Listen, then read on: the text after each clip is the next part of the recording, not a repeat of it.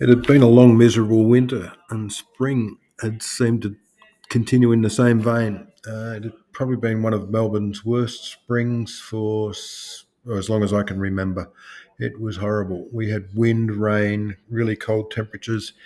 In fact, only 2 days before I left on this trip, Melbourne had its lowest recorded spring day in history, where the top temperature got to about 12 degrees centigrade, where it's normally in the mid 20s. So it had been a long, hard slog to get through winter, and I've been putting this ride off forever. But I suddenly decided I was going to bite the bullet and hit the road.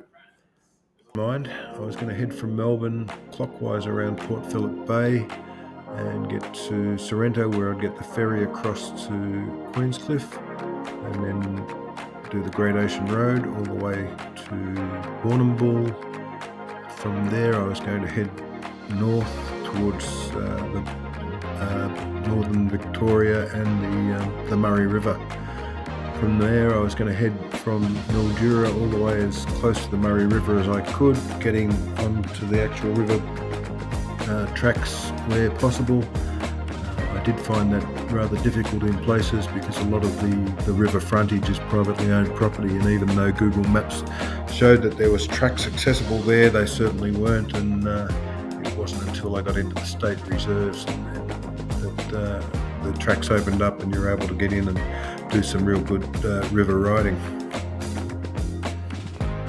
I was lucky enough to have an old schoolmate call me up a day or so before the ride, and he offered to come along for the first day or so just to keep me company. He also had a lovely holiday house down at the mall where I was privileged to be able to stay the night, and had a really good night with him. Thank you very much, Tim.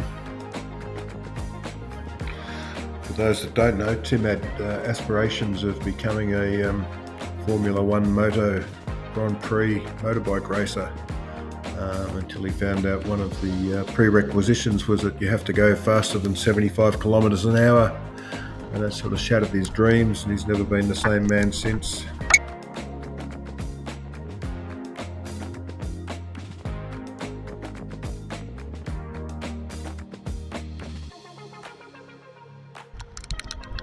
It was just one of those rides. It rained, you got wet, it stopped raining, you got dry, just in time for it to start raining again, and that went on for the best part of the first 3 days while I travelled along the coast, and it only improved as I headed north.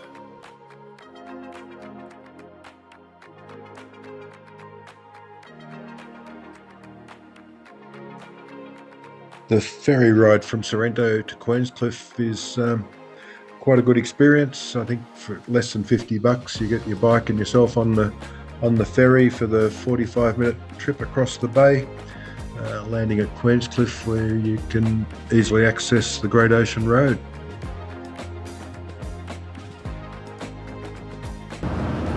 Timmy! Ferry! What are you doing? Nothing, Doug.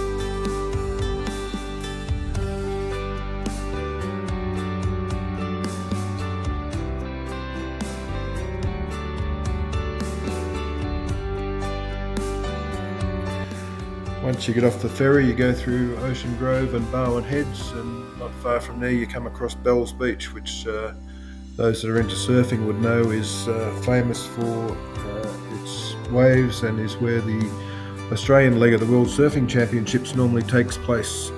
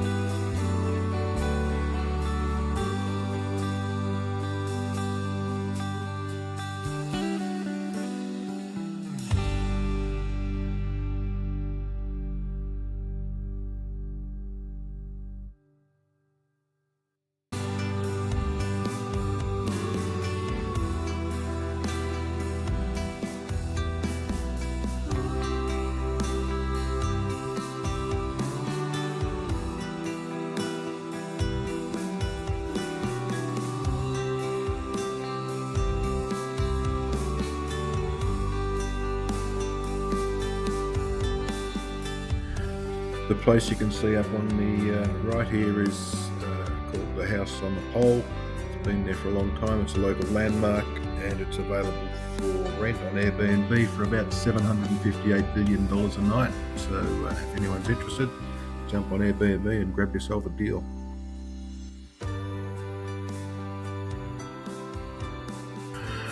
The Great Ocean Road is an Australian National Heritage listed 240 kilometre or 150 mile stretch of road along the southeastern coast of Australia between Victorian towns of Torquay and Allansford.